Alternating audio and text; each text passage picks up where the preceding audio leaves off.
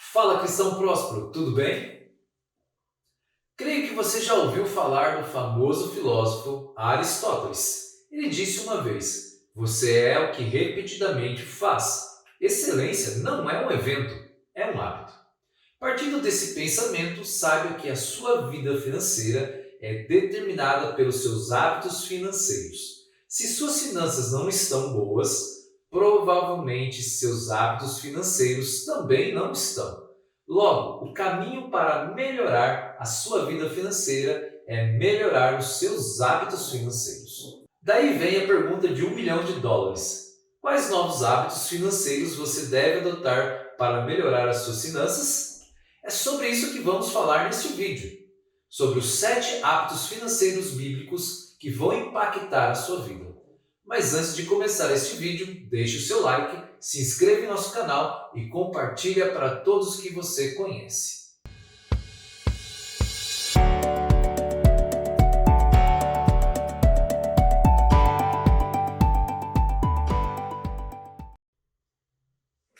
Mas antes de começar este vídeo, deixe o seu like, se inscreva em nosso canal e compartilhe para todos que você conhece. O primeiro hábito financeiro que a Bíblia nos ensina é comprar à vista. Quando falo que deveríamos gastar somente o que temos, todos concordam, não é verdade? Entretanto, quando digo que devemos comprar sempre que possível à vista, poucos concordam. Percebe que gastar somente o que temos é a mesma coisa que sempre comprar à vista? Fato é que existe em nossa sociedade uma cultura de financiamentos, parcelamentos e empréstimos que não nos deixa perceber a verdade.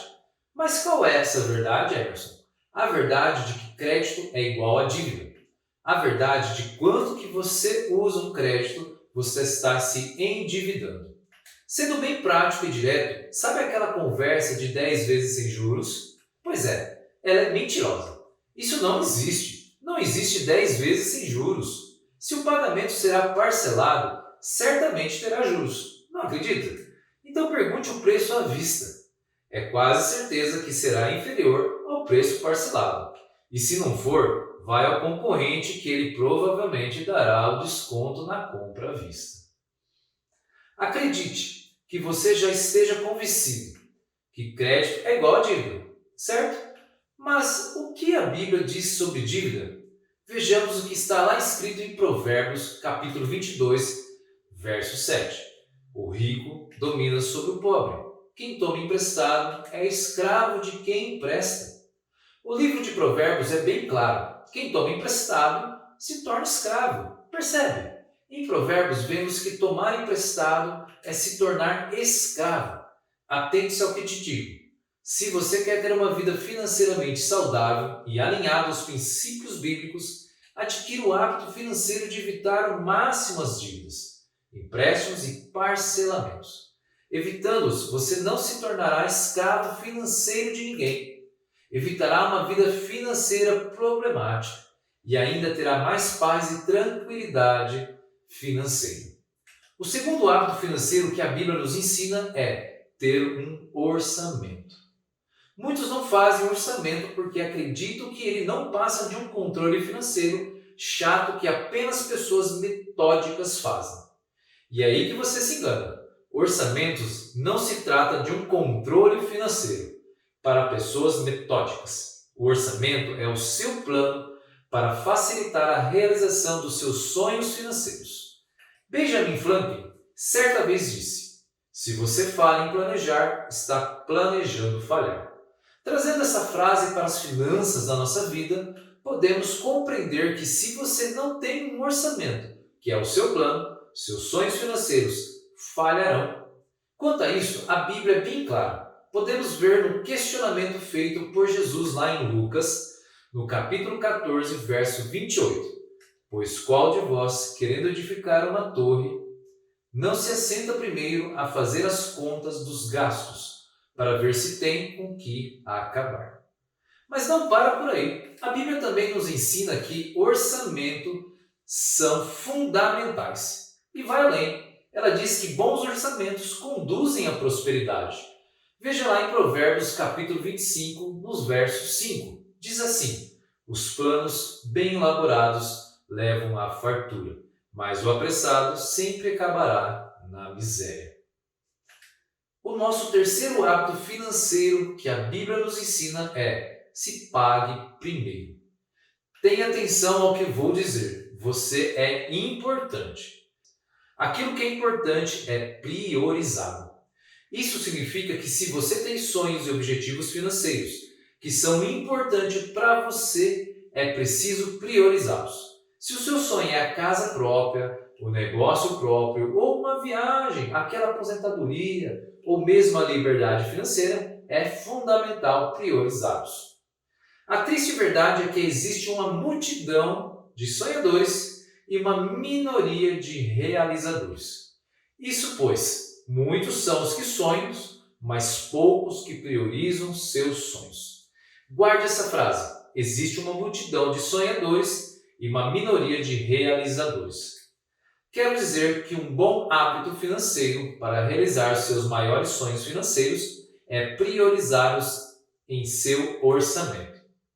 Ao meu ver, os seus sonhos devem ter prioridade maior, até mesmo que as suas contas. Sendo bem direto, depois de contribuir, pague-se primeiro, poupando para os seus sonhos, depois pague as outros.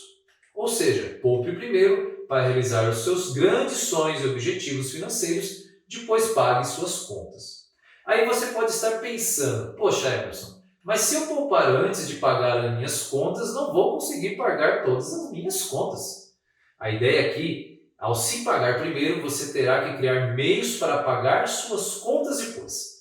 Talvez para isso você terá que reduzir os seus gastos supérfluos. Talvez tenha que se encontrar alguma forma de ganhar dinheiro extra. E até que terá que fazer hora extra. Seja lá como for, se você quer criar formas para que os seus sonhos se tornem realidade, é preciso mudar os seus hábitos. O nosso quarto hábito financeiro que a Bíblia nos ensina é poupar. Certa vez ouvi de uma senhora que congrega lá em minha igreja algo marcante. Ela disse: quem poupa tem. Frase simples, não é verdade? Mas de uma sabedoria assombrosa. Pensa comigo. Quantas pessoas tiveram fartura no passado e hoje vivem em dificuldades? Quantos ganharam na loteria e perderam tudo? Quantos perceberam grandes heranças? Quer dizer, receberam grandes heranças, na verdade, mas gastaram tudo e vivem hoje na precariedade? A parábola do filho pródigo demonstra muito bem isso. Aquele filho que pegou a sua herança, saiu pelo mundo gastando tudo e depois e acabou aonde? Na miséria. Isso é um aviso para nós. Um aviso para termos cuidado. Um aviso muito importante que se nós não pouparmos parte do que temos, mais cedo ou mais tarde tudo acabará. Nesse contexto, ainda vale acrescentar que uma pesquisa realizada pela Fundação Nacional para a Educação Financeira atestou que cerca de 70% dos ganhadores de loterias perdem tudo em até 5 anos após o prêmio. Por que isso acontece? Um dos motivos é o fato de que boa parte das pessoas ainda não possui o hábito de poupar. Se você quer ter uma vida financeira próspera, você precisa criar o hábito de poupar sempre. Afinal, como diz a senhora da minha igreja, quem poupa tem. O quinto hábito financeiro que nós vamos aprender, que a Bíblia nos ensina, é investir. O hábito de poupar é bem e todos sabem. Entretanto, o melhor apenas poupar é fazer dinheiro trabalhar para você. E isso se faz investindo. Lembra que disse anteriormente que você deve evitar empréstimos? Certo. Te aconselhei, pois empréstimos podem se tornar escravo, não só do dinheiro, mas como também de outras pessoas. Mas com os investimentos acontece exatamente ao contrário. Ao invés de você se tornar escravo do dinheiro, você coloca o dinheiro para trabalhar para você, ou seja, ele se torna seu escravo. É como diz a frase: o dinheiro é bom empregado, mas é um péssimo patrão. Colocar o dinheiro para trabalhar para você te faz receber sem ter que trabalhar diretamente. E o que a Bíblia diz sobre investir dinheiro? Ela diz que temos que investir sim, afinal de multiplicar o que Cristo colocou em nossas mãos. Essa é a mensagem da parábola dos talentos, que está lá em Mateus, no capítulo 25, no verso 26, que diz assim: servo mau e preguiçoso, você deve ter confiado o meu dinheiro aos banqueiros, para que quando eu voltasse eu recebesse de volta com juros. Saiba de algo, o dinheiro que hoje você tem, assim como tudo o que você tem, não é seu. Tudo pertence a Cristo, tudo é dele, e um dia ele voltará para avaliar o que fizemos com o que foi colocado em nossas mãos. Um dia ele irá analisar se multiplicamos os nossos recursos ou não. O sexto hábito financeiro que a Bíblia nos ensina é doar. A verdade é que doar faz parte da essência do cristianismo. Podemos ver isso ao analisar como Jesus resumiu os mandamentos. Primeiro, amarás o Senhor teu Deus de todo o coração, e de toda a sua alma, e de todas as suas forças, e de todo o teu entendimento. O segundo, o teu próximo, amarás, na verdade, o teu próximo como a ti mesmo.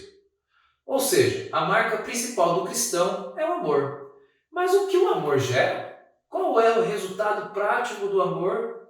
O resultado é doação. Creio que ficou uma dúvida.